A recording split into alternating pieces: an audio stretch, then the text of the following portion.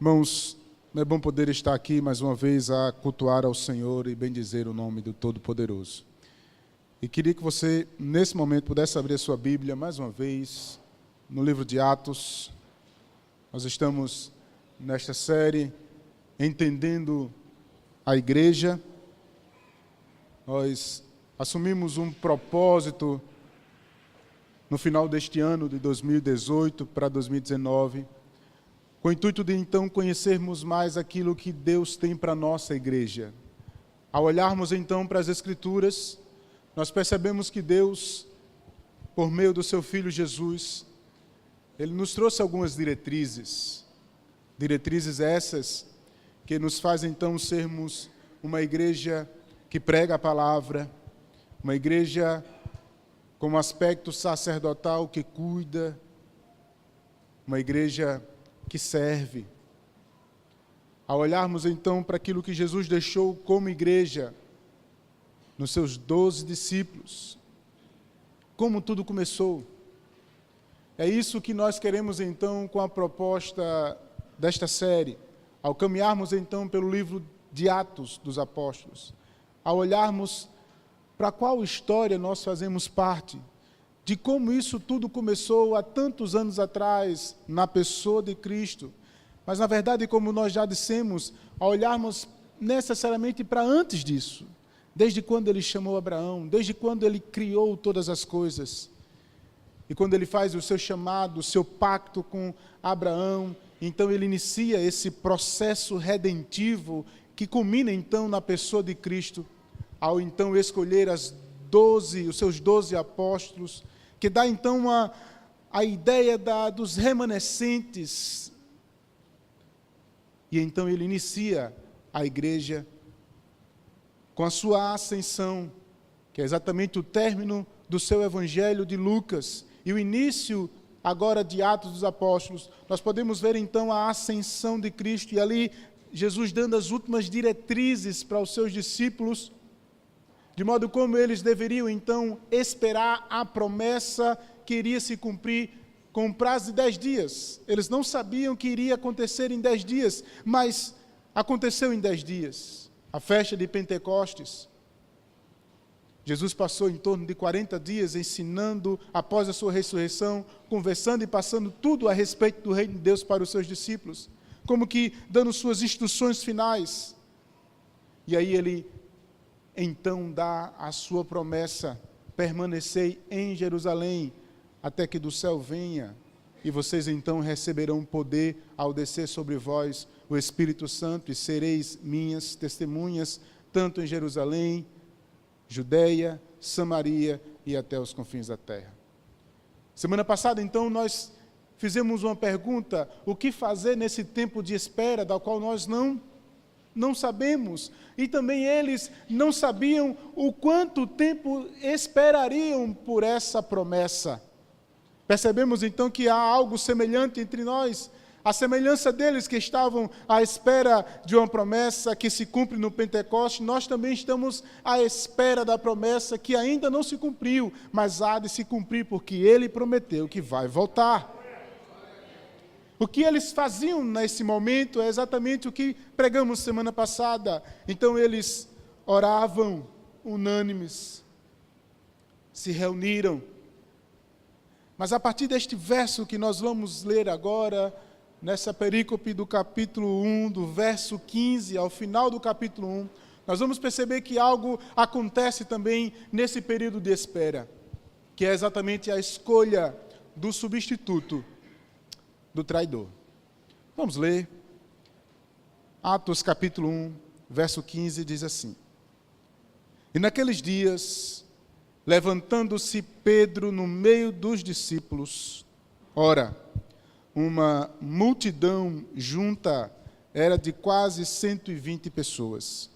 Disse: Varões, irmãos, convinha que se cumprisse a Escritura, que o Espírito Santo predisse pela boca de Davi acerca de Judas, que foi o guia daqueles que prenderam a Jesus. Porque foi contado conosco e alcançou sorte neste ministério. Ora, este adquiriu um campo com o galardão da iniquidade e, precipitando-se, rebentou pelo meio e todas as suas entranhas se derramaram. E foi notório a todos os que habitavam em Jerusalém, de maneira que, na sua própria língua, esse campo se chama Alcedama, isto é, campo de sangue. Porque no livro dos Salmos está escrito: fique deserta a sua habitação, e não haja quem nele habite, e tome outro o seu bispado. É necessário, pois, que dos varões que conviveram conosco todo o tempo em que o Senhor Jesus entrou e saiu dentre nós, começando desde o batismo de João até ao dia em que dentre nós foi recebido em cima, um deles se faça conosco testemunha da ressurreição. E apresentaram 2, José, chamado Barsabás, que tinha por sobrenome o Justo, e Matias.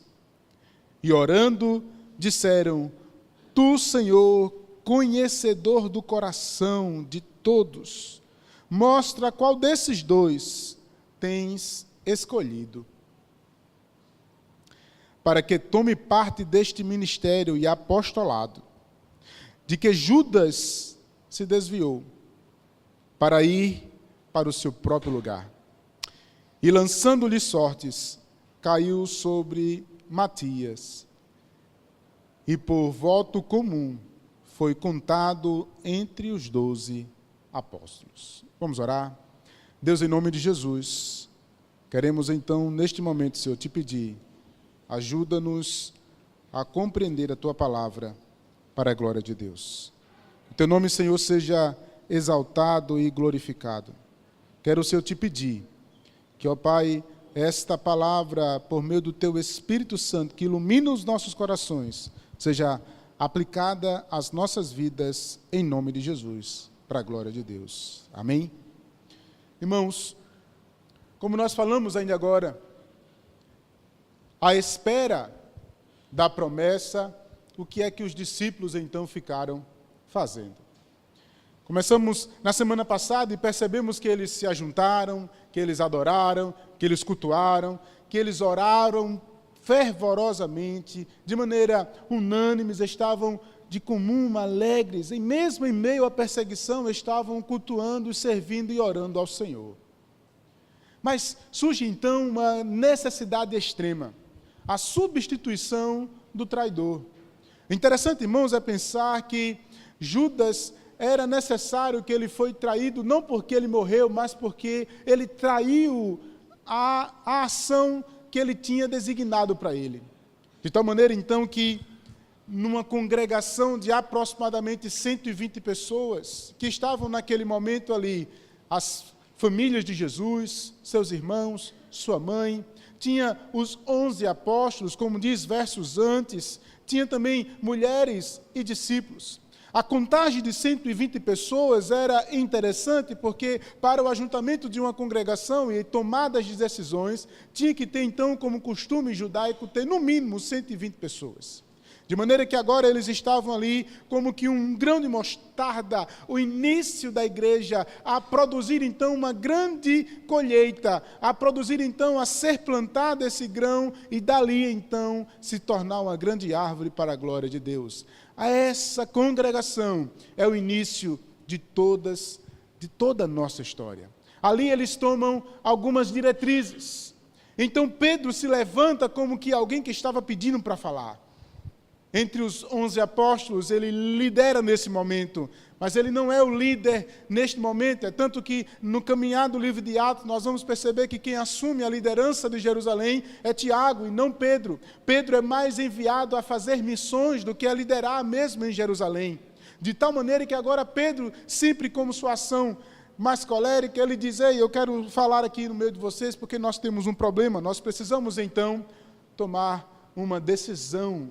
E algo interessante, irmãos, porque em meio a essa congregação precisava-se então tomar a decisão. Os 12 apóstolos precisavam estar completos para que no descer do Espírito Santo a igreja pudesse também ser direcionada por estes. Ali representado como os remanescentes, até mesmo das 12 tribos de Israel. O interessante pensar é que, ao olhar então para o discurso de Pedro, nós percebemos algumas diretrizes. O cargo vazio, Judas ficou. Quais foram então as garantias? O interessante é que quando você abre e observa o texto, eu queria que você olhasse, não feche sua Bíblia, olhe para mim, olhe para o texto, como diz aqui então, varões, irmãos, convinha que se cumprisse a Escritura, que o Espírito Santo predisse por meio da boca de Davi, acerca de Judas,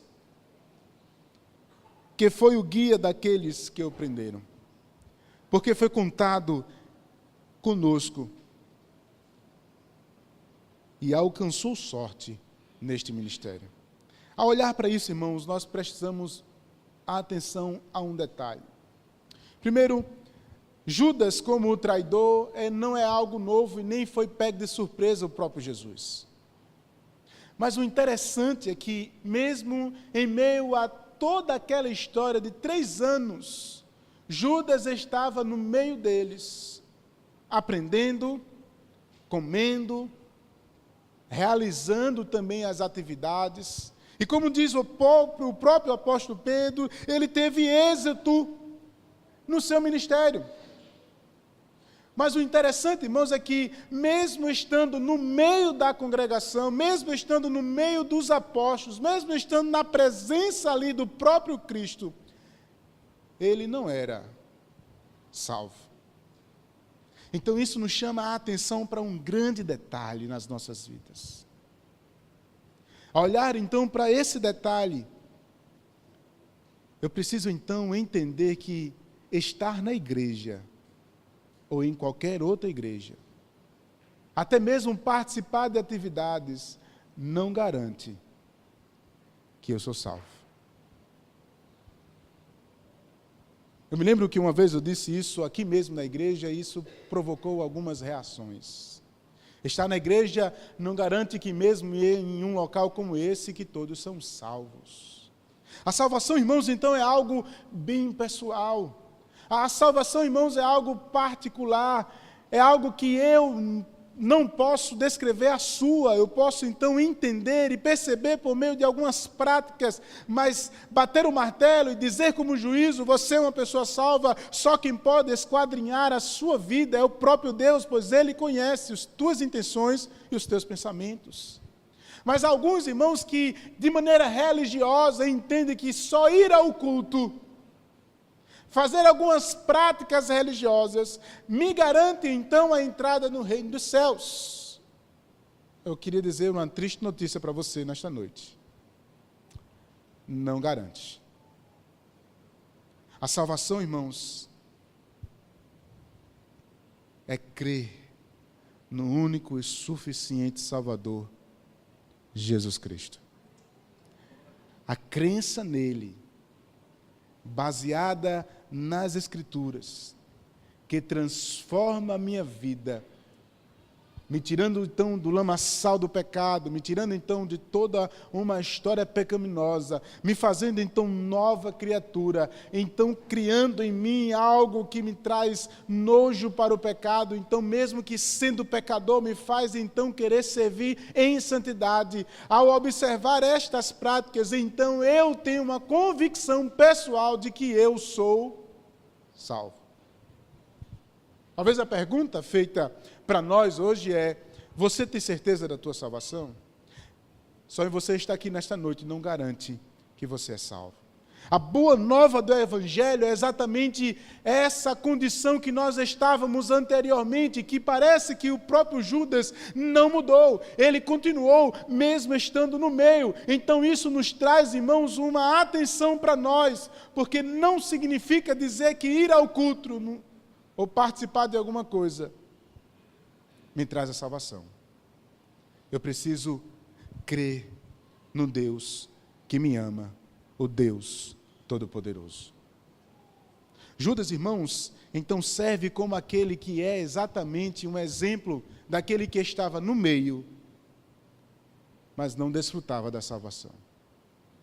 Ao ponto então dele ser o guia, o instrumento utilizado pelo diabo para prender o próprio Deus. Dentro da sua soberania, isso estava tudo resguardado e guardado para a glória do Senhor. Irmãos, mas uma coisa interessante é que isto mesmo esta ação é um cumprir das Escrituras.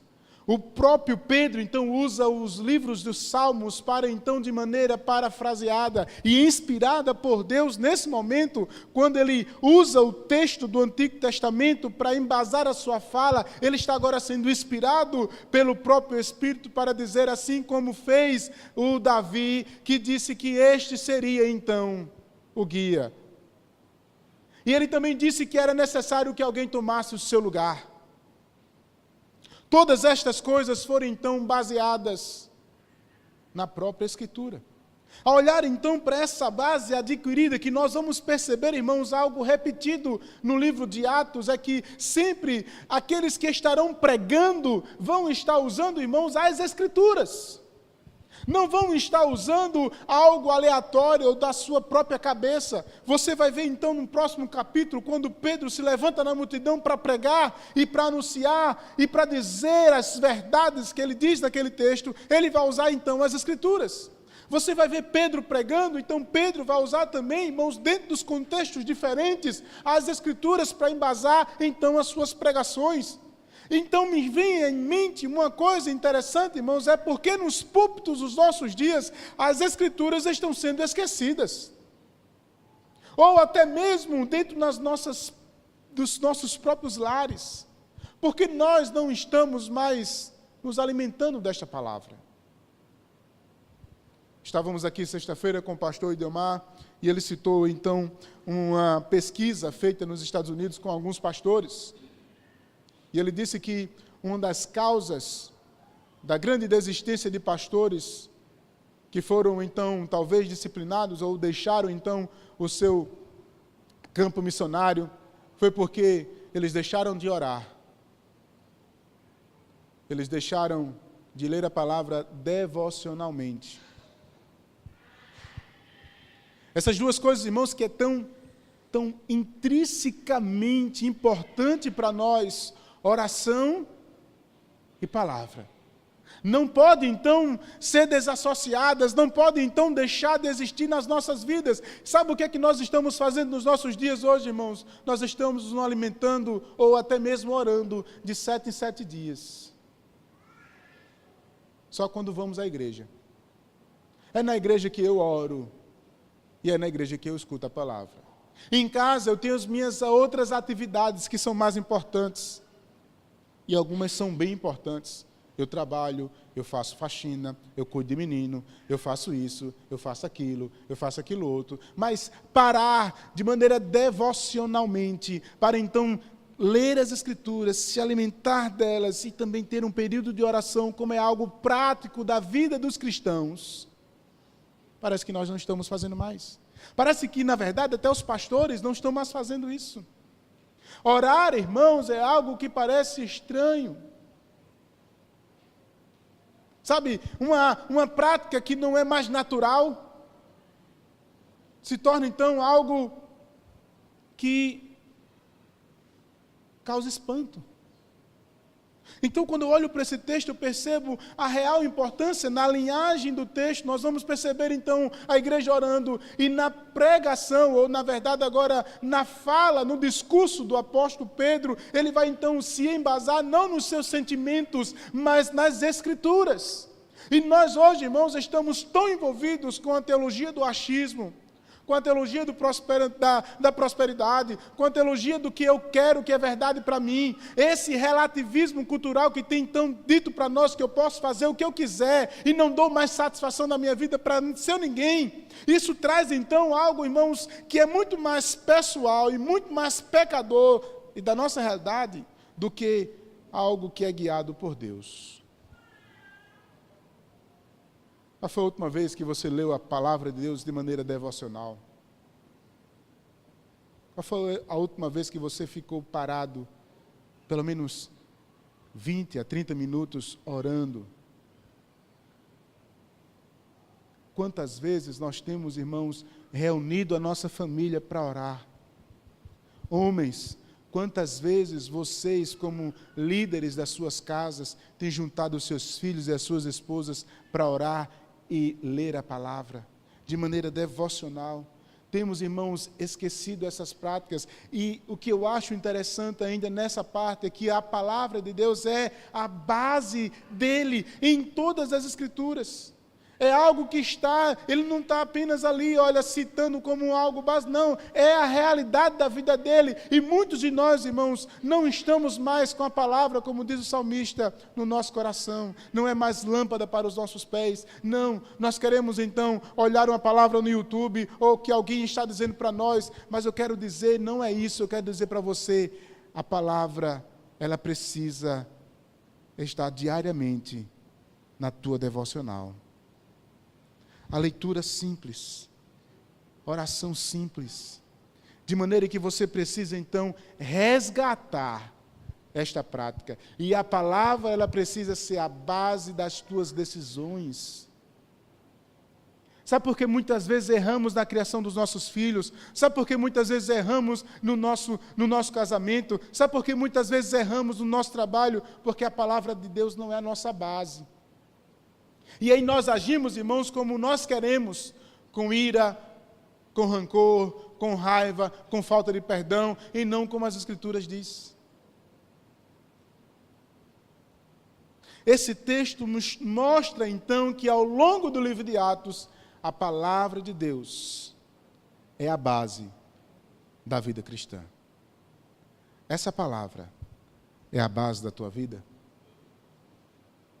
Será que é nela que nós tomamos as decisões mais difíceis? Mesmo que a minha decisão seja diferente do que a Bíblia diz para nós.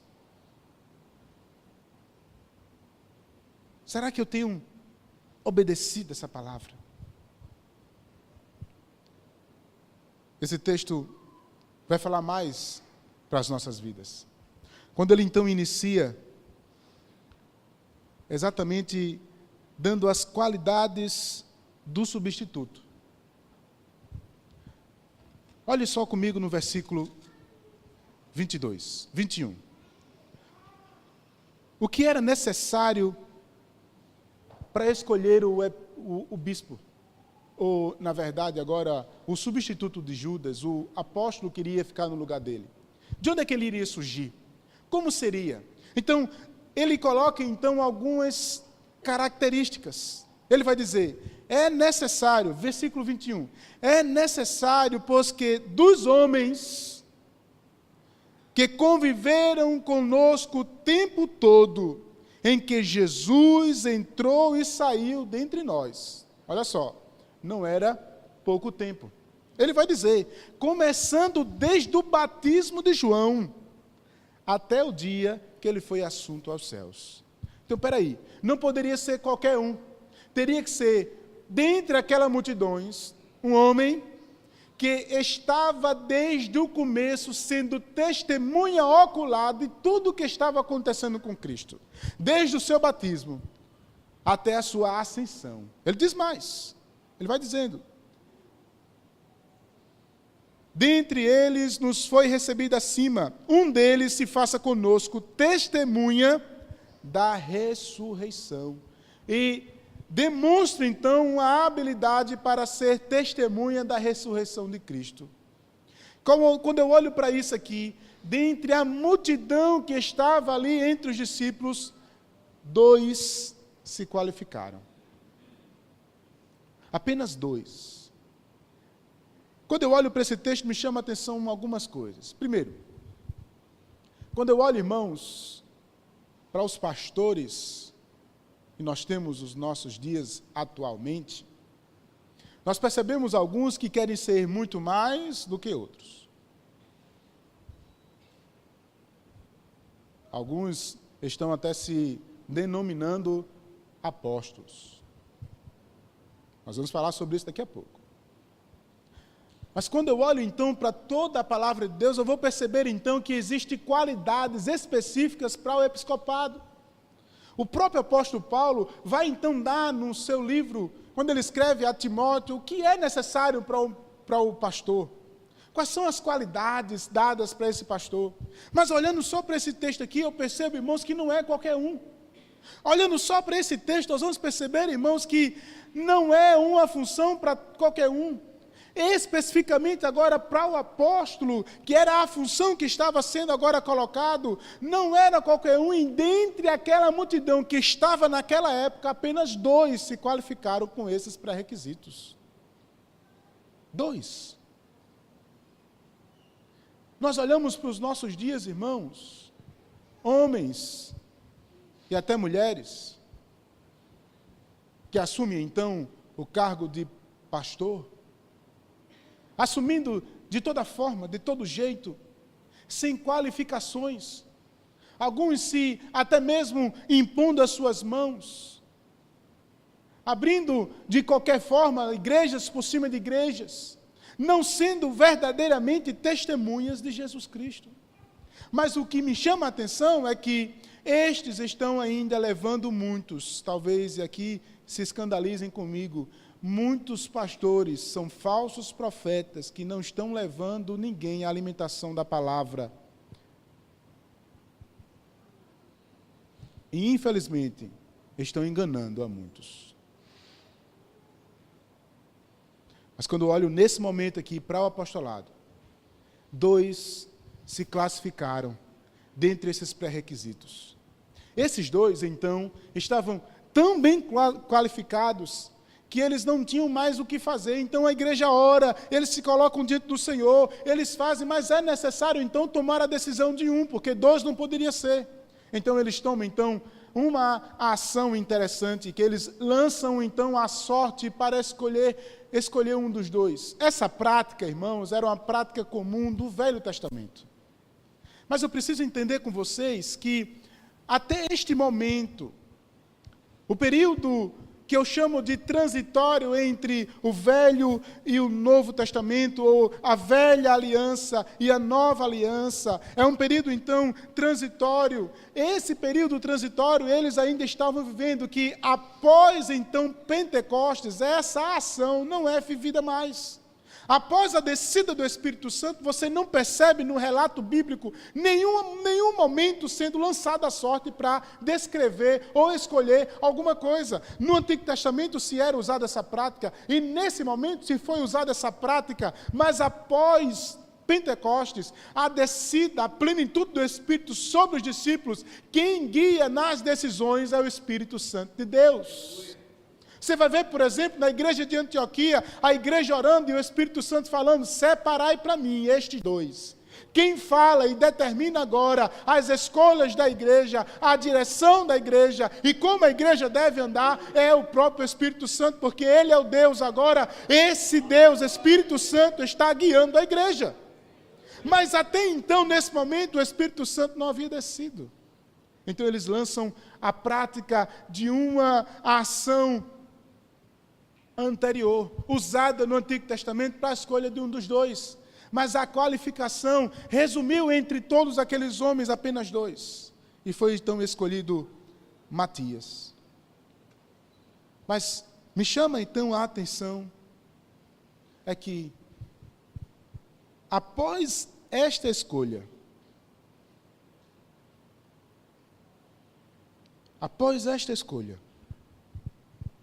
não surge outros apóstolos.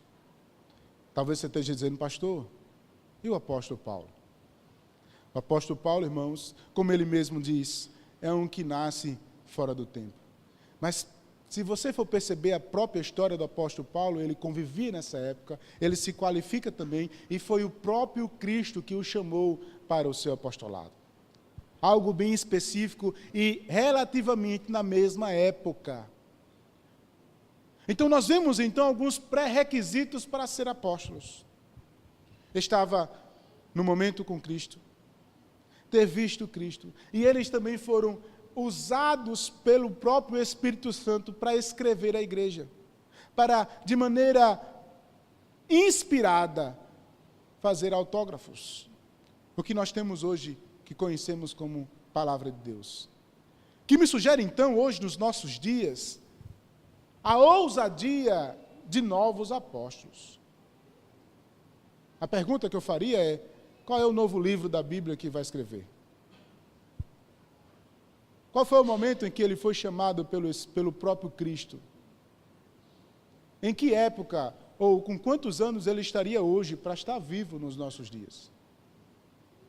Essa ação do apóstolo foi necessariamente aos 12 e ao apóstolo Paulo, para então fundamentar a igreja de Deus. Não há mais necessidade de apóstolos. Agora preste atenção no detalhe. Quando olhamos para a palavra apóstolo, que literalmente quer nos dizer enviado, então a palavra hebraica traz muito mais uma atenção para quem está enviando do que para quem é enviado. Nos chama a atenção então para a prática missionária, que é exatamente o que Deus, o Todo-Poderoso, vem falando desde o Antigo Testamento. E é exatamente o que essa igreja começa a fazer, e o seu chamado é de Jerusalém até os confins da terra. A igreja recebe a missão, e homens e mulheres também vão receber a missão para ser enviados como missionários, como testemunhas, como pregadores, como pessoas que vão pregar a palavra, falar desse Deus Todo-Poderoso, anunciar que Ele ressuscitou dentre os mortos, mas não para ser apóstolo. Hoje, esses apóstolos, usado então por um caráter muito mais hierárquico, para se mostrar maior do que outras pessoas, não tem uma autorização bíblica clara, eficaz para os nossos dias. O pior de tudo isso, irmãos, é que muitas pessoas seguem falsos apóstolos. O que me chama mais atenção é porque não estão seguindo as Escrituras. Isso reflete para nós, irmãos, a grande necessidade de nós estarmos embasados na palavra de Deus. Nós estamos tão acostumados, irmãos, a receber as coisas prontas e a não nos debruçar ou conhecer as Escrituras, que nós comemos qualquer coisa. Isso vem, irmãos, desde anos atrás, desde quando nós estávamos em outras religiões. Nunca fomos aguçados, nunca fomos então incentivados a perguntar, a saber por quê, por que está acontecendo isso, por que isso, por que isso, por que isso, perguntas simples que então nos faz esclarecer o que as Escrituras dizem para nós de maneira clara. Não é difícil. Mas nós, por muitas vezes, irmãos, estamos participando de igrejas que não têm palavra, igrejas que estão fundamentadas numa ação psicolar, numa ação muito mais envolvidas pelo coach, a mostrar muito mais a nossa prática financeira, a ser mais voltados para de maneira de curandeiros, a olhar para as necessidades das pessoas e esquecer da principal coisa da qual Deus nos chamou, de nos tornarmos seus discípulos, conhecedores do Senhor. E esta igreja, o princípio de todas as coisas ali, estava então orando, cultuando, embasada nas suas Escrituras e tomando decisões conforme esta palavra, para esperar o cumprimento da sua promessa. Se nós estamos também na espera do cumprimento das suas promessas, precisamos então também estar orando, cultuando, embasado nas Escrituras e tomando decisões pelas Escrituras. Para que a nossa igreja seja então saudável.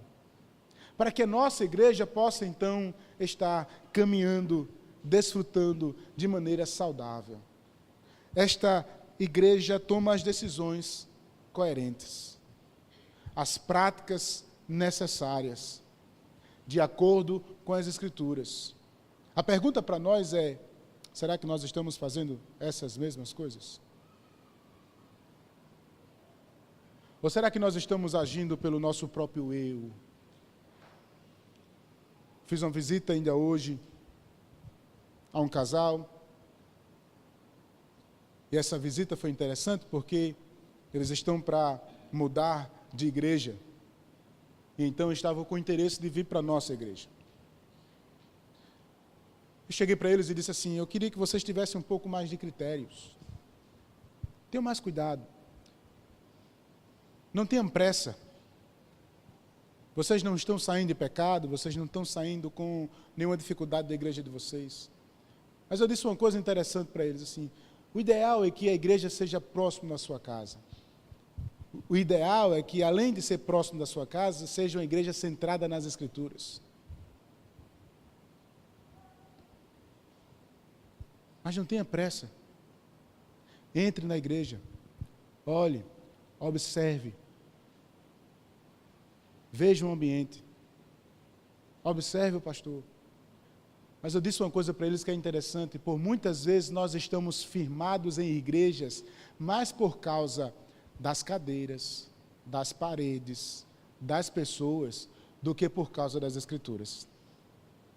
A gente se habitua ao ambiente, a gente gosta de estar com certas pessoas, a gente gosta da maneira, do local que a gente senta, a gente gosta do ambiente. E sabe, irmãos, há igrejas e igrejas, e igrejas, mega igreja, que nos chama tanto a atenção que dá vontade de ir, de estar lá, por causa da magnitude do que tem lá, do som, dos piscas, dos instrumentos, dos retornos, das cadeiras confortáveis. Aí quando você olha tudo isso, diz assim: essa igreja é top, é a melhor. Mas quando alguém começa a pregar psicologia, coach, teologias heréticas, não vale a pena ficar. Porque a igreja, irmãos, não é o templo. Igreja somos nós. Eu e você precisamos, irmãos, estar firmadas e firmados numa igreja que tem a base das Escrituras. A minha vida precisa estar firmada com base nas Escrituras. Meu testemunho de vida fala em todos os lugares, aonde eu estiver, seja eu dirigindo o meu carro, seja eu recebendo a pessoa no meu trabalho, seja eu recebendo a pessoa na minha casa. Tudo vai refletir a glória de Cristo. As nossas atitudes, a nossa forma. Se não tivermos então, irmãos, como igreja tomando decisões coerentes, não por causa de A, não por causa de B, mas porque é conforme as Escrituras. Se o nosso culto não é conforme as Escrituras, é outro detalhe bem interessante. Vamos para alguns shows, que é mais shows do que cultos.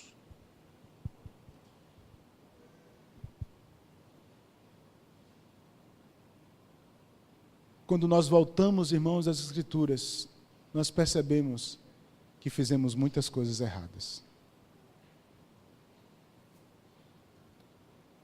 E é olhar para essa igreja, que é pecadora também, que você vai ver ao longo do caminho, não é uma igreja perfeita. Quando você chega no capítulo 4, você vai ver ali a repreensão, a disciplina, você vai ver moído, do mesmo jeito. Quando você vai depois, mais para frente, na igreja de Corinto, você percebe a igreja totalmente desestruturada. Não é a igreja perfeita, é uma igreja, irmãos, formada por pecadores, igual a nós. A diferença, irmãos, é que nós precisamos tomar as decisões da nossa eclesia da nossa igreja, não conforme os nossos sentimentos, nem conforme os nossos partidos, mas conforme as Escrituras. E estas Escrituras precisam não estar só na igreja, precisa estar no teu coração, na tua mente, na tua casa, nos teus relacionamentos. Em tudo. E assim glorificarmos a Deus. Um desafio, irmãos, então, fica para nós. Precisamos, então, ser uma igreja baseada nas Escrituras. Leia mais a palavra. Ore mais. Se dedique mais a Deus. Tenha convicção da tua salvação. E se você não tem, eu quero orar por você.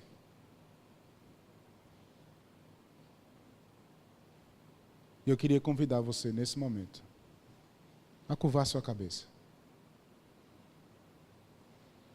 e orar, pedindo então que Deus nos ajude a fazer então a sua vontade, em nome de Jesus.